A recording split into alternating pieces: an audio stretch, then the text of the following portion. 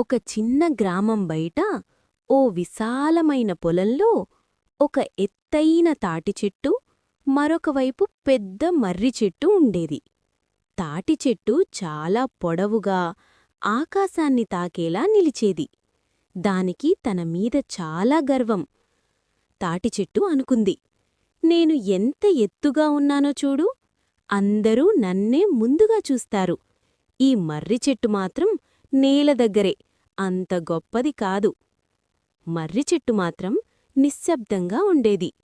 తన నీడలో పక్షులకు ఆశ్రయమిస్తూ, మనుషులకు చల్లని నీడను అందిస్తూ శాంతిగా జీవించేది. ఒకరోజు భయంకరమైన తుఫాను వచ్చింది. గాలులు బలంగా వీశాయి. వర్షం ఉరుములతో కురిసింది. ఎత్తుగా ఉన్న తాటిచెట్టు గాలికి ఊగిపోయింది. వంగలేకపోయింది. తట్టుకోలేక చెదిరిపోయి నేలకూలింది. కాని మర్రి చెట్టు మాత్రం తన కొమ్మలను వంచుతూ, వేర్లతో నేలను బలంగా పట్టుకుని తుఫానుని ఎదుర్కొంది. తుఫాను ఆగిపోయాక పక్షులు మళ్లీ మర్రి చెట్టుపైకి వచ్చాయి. ప్రజలు దాని నీడలో విశ్రాంతి తీసుకున్నారు. అప్పుడు అందరికీ అర్థమైంది. నీతి: గర్వం కంటే వినయం గొప్పది. ఎత్తుగా ఉండడం కాదు, ఉపయోగపడడమే నిజమైన గొప్పతనం.